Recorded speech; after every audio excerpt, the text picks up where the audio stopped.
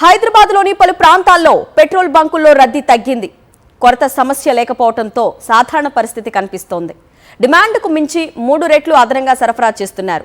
Petrol బంకుల దగ్గర పరిస్థితులపై మా ప్రతినిధి విక్రమ్ మరింత సమాచారాన్ని అందిస్తారు. పెట్రోల్ డీజిల్ భయాందోళన నుంచి ప్రజలు ఇప్పుడిప్పుడే బయటపడుతున్న పరిస్థితి ఉంది. హైదరాబాద్లో పెట్రోల్ బంకుల పరిస్థితి సాధారణ స్థితికి చేరిందని చెప్పుకోవచ్చు.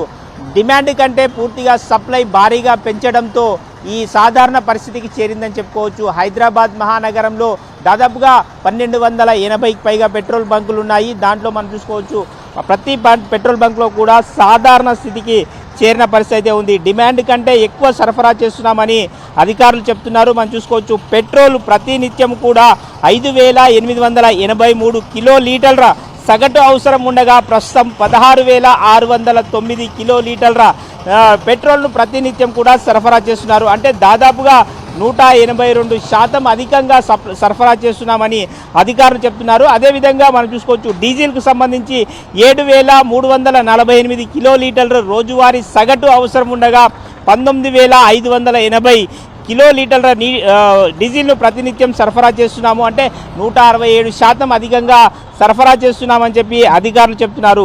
మనం చూసుకోవచ్చు 3 రెట్లు అధికంగా ఇంధనాన్ని మార్కెట్లోకి విడుదల చేయడంతో కొరత నుంచి బయటపడ్డట్టు స్పష్టంగా అర్థమవుతుంది. మధ్యప్రాచ్య దేశాల్లో ఉద్రిక్తత వల్ల సరఫరా ఆగిపోతుందనే ఒక ప్రచారం వల్ల ప్రజలు ఆందోళన చెందారు. దేశంలో ఒక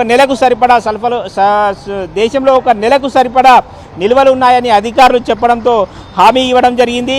మనం చూసుకోవచ్చు డీలర్లు ఆయిల్ కంపెనీలకు ముందస్తు నగదు చెల్లించడంలో వచ్చిన చిన్నపాటి సాంకేతిక కారణాల వల్ల బంకులు తాత్కాలికంగా కొన్ని చోట్ల మూతబడ్డాయి. కానీ ఇప్పుడు సమస్య పూర్తిగా పరిష్కారమైనట్లు స్పష్టంగా అర్థమవుతుంది.